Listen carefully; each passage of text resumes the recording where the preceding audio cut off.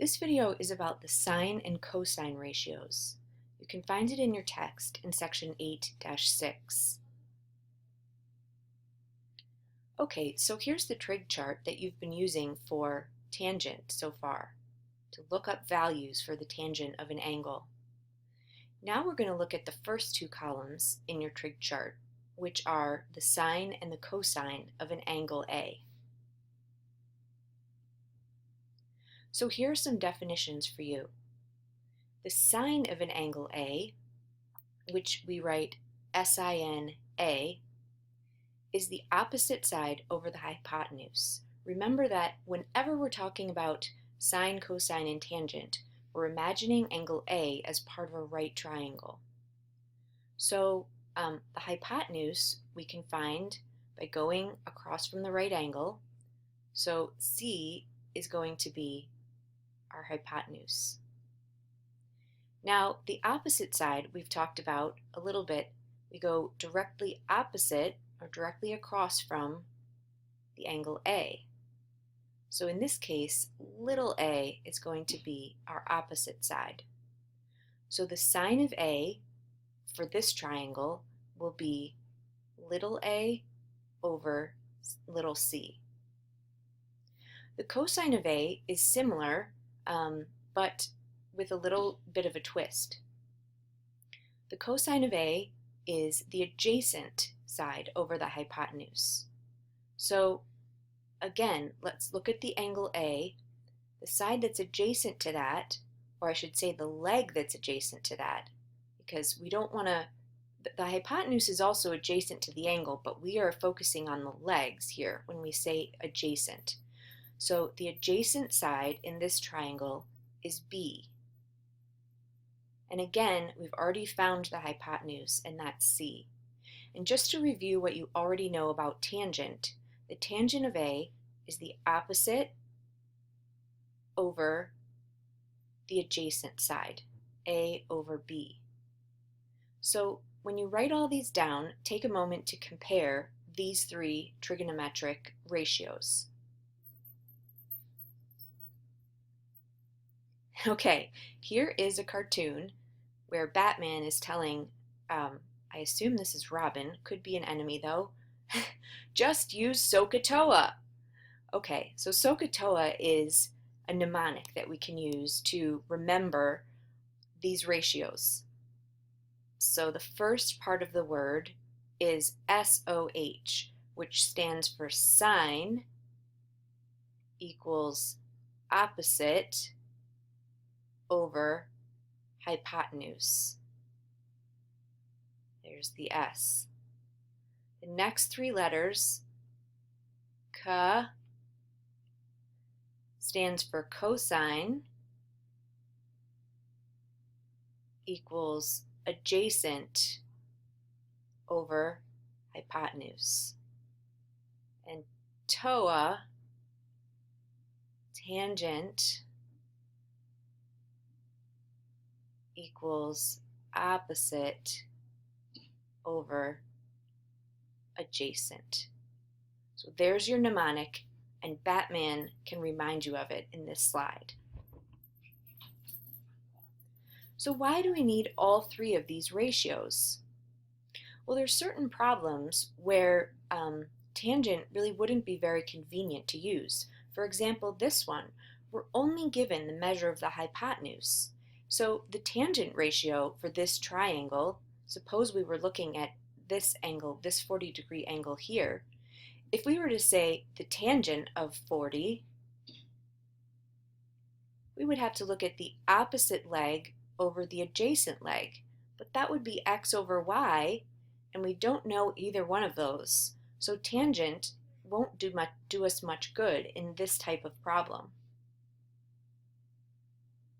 Let's do an example problem.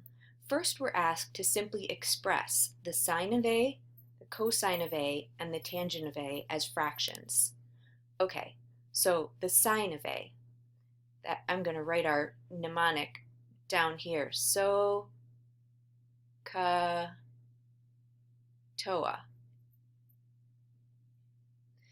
To remind us that the sine of A is opposite over hypotenuse.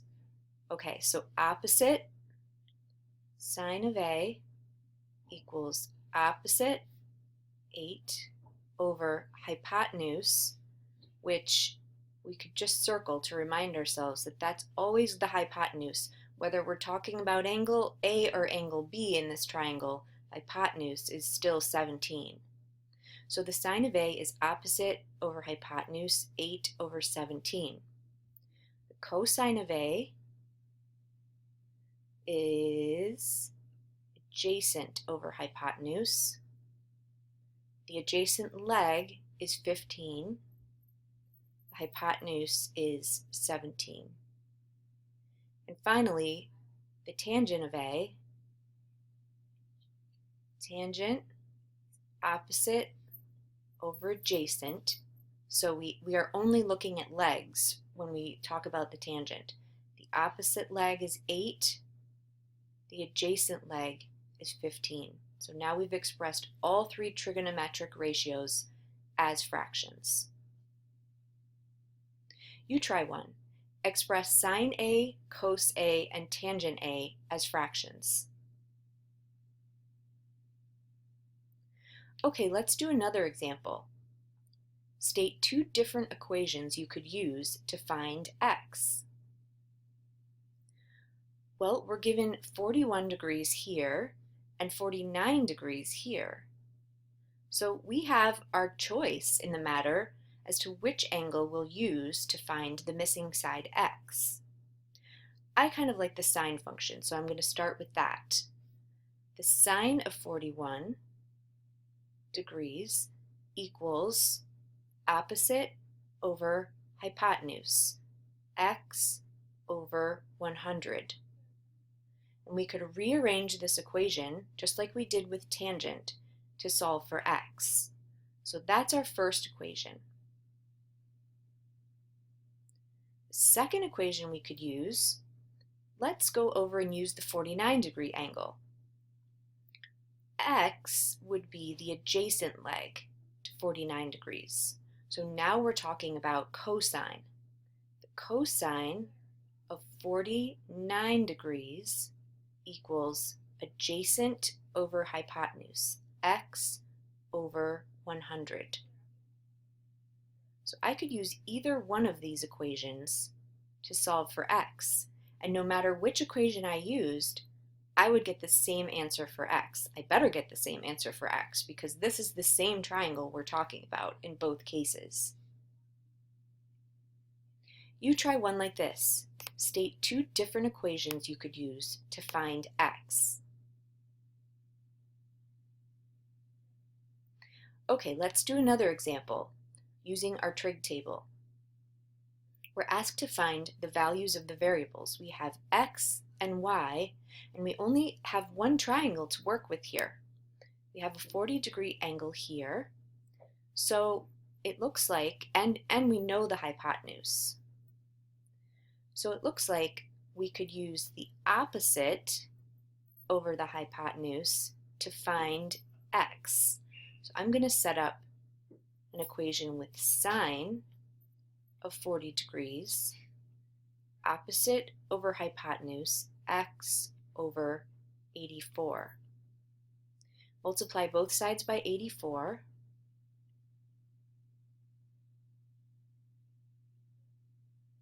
Okay, now I have 84, and I can go into my trig table and look up what is the sine of 40 degrees.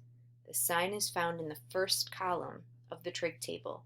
So the sine of 40 is 0.6428, and my calculator tells me that this is a number that I can round off to a whole number of 54 units.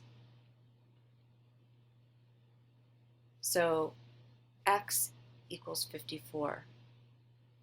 Now I want to find y, and I notice that y is the leg that's adjacent to the 40-degree angle. So here, the cosine function is going to be more useful for me.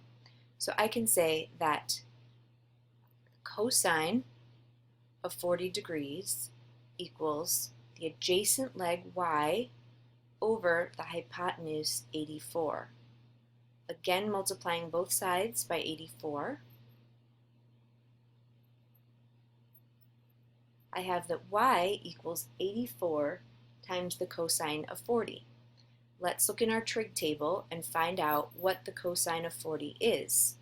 Cosine is found in the second column over from 40. So I've found that cosine ratio in this case is 0.7660. That's going to be my value for y, and my calculator tells me that that rounds off to 64 units. So y is 64.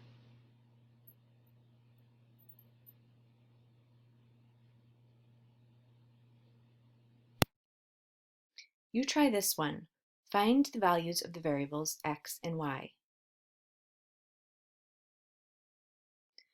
Okay, in this last example, we're given a word problem, and we're going to have to translate this word problem into first a diagram and then an equation.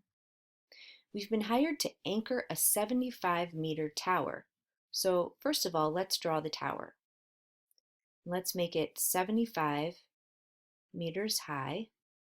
And since it's a tower that's on the ground, we can make the ground here. And we can notice that a tower makes a 90-degree angle with the ground. Okay, we want to anchor it with a guy wire that meets the ground at a 65-degree angle. We can make the guy wire on either side of the tower. I'm going to make it going this direction. And I'm going to label the angle 65 degrees, the angle between the wire and the ground. So I've used this piece of information. Now we need to know what we're looking for. What length of wire will we need? This is the wire, so I'm going to label the length of that x. And at the end of our problem, we'll need to pay attention to rounding it to the nearest tenth of a meter, but we're not going to worry about that right now. The information that we have is the angle measure, the opposite side of our triangle. I'm going to make a note to remind myself that 75 is the opposite side, and that x is the hypotenuse, because x is the side that's directly across from the 90-degree angle. So I have opposite and hypotenuse. So the most convenient trig function that I'm going to use here is the sine function, because the sine of 65, sine is opposite over hypotenuse. So I can set up an equation. The sine of 65 is going to be 75 over x. Now you might notice that there's something a little bit different about this equation. I have x in the denominator this time, but not to worry. I can multiply both sides of this equation by x and eliminate that fraction. Now I have x times the sine of 65 equals 75. I can divide both sides of this equation. Whoa, this is getting messy. I'm going to rewrite it. X times the sine of 65 is 75. I can divide both sides of the equation by sine of 65. Remember that this is just a number. It's not sine times 65. The whole thing, sine of 65, is just one number that I'm going to find in a minute. Okay, I've solved for x. I have x equals 75 over the sine of 65. I'm going to rewrite that over here. 75 over, now the sine of 65 I can look up in my table, finding that that equals 0.9063. So all I have to do is plug this into my calculator now, and I get a number that's 82.75 and lots more digits over here. But I'm told to round my answer to the nearest tenth of a meter. Okay, so the nearest tenth would be this place. I look at the digit after, it's 5 or more, so the 7 is going to become an 8 because I'm rounding up. Now I have 82.8, and that is my answer for x.